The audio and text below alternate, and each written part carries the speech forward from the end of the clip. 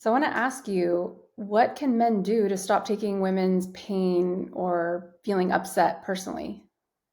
It's such a great question.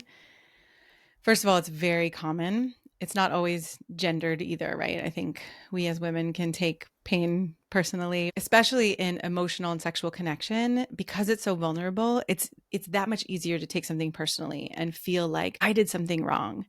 And I think that's the root of taking something personally is when we feel like I'm wrong or I did something wrong and then we go into shame about it.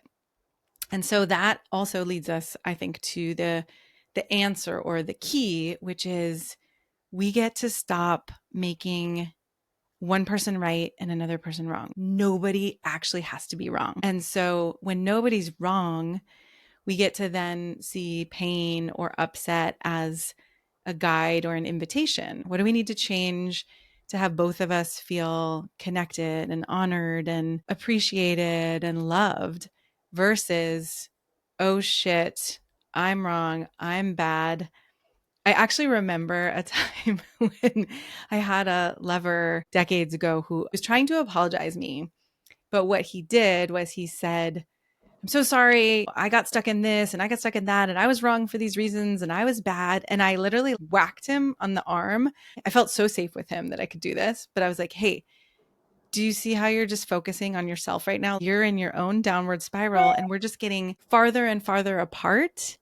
And actually, what would be amazing is if you didn't have to be wrong and I don't have to be wrong, but we can together find what actually feels good for both of us.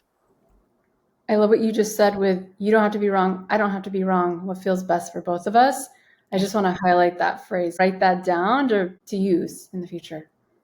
That is the key that I've found. When you shift from a context in your relationship of one of us is going to be right and one of us is going to be wrong to nobody's wrong and we get to be curious about how to love each other better, it's a whole different relationship. Nice. That's very helpful.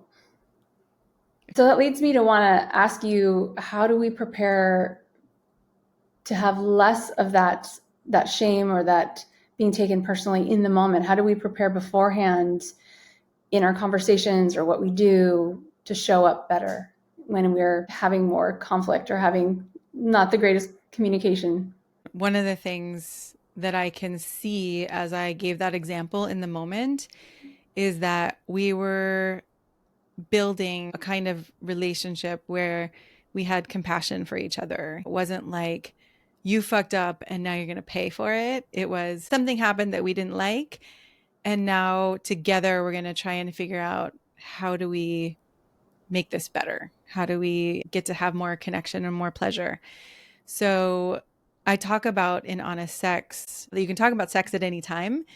And there are certain conversations that go better before, during, and after. So I made another video on that.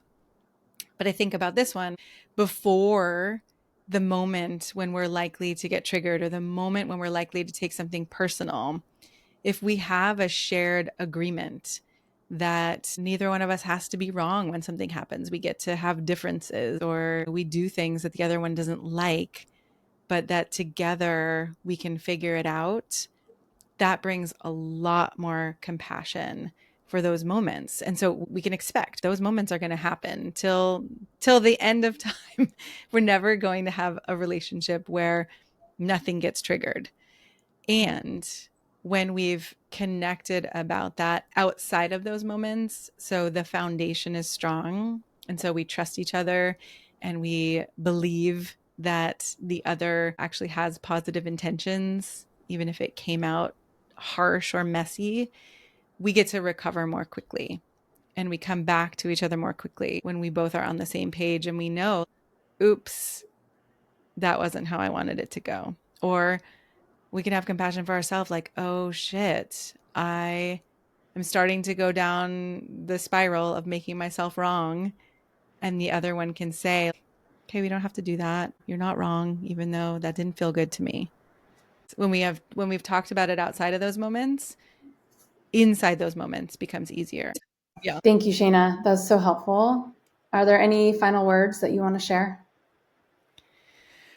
Yeah, I think just knowing you're not bad, wrong, worse than anyone else because they happen, you're human. And knowing that and having conversations outside of those moments where we are triggered is incredibly helpful to build trust and to build compassion for each other. The more you learn to build this trust and this kind of conscious communication, the easier it gets, the less triggered you get, and the more quickly you can recover in the moments. My quiz is in the comments below. Take it to figure out what is keeping you from having the best love and sex of your life. What is keeping you in these struggles or triggers? And then after you take the quiz, we get to look at your answers and your unique struggles and we find a path so you can really have the kind of love where you feel appreciated and cherished and understood instead of continuing to come up against these moments where the shame comes in and the, feeling wrong and taking it personally comes in. Thank you.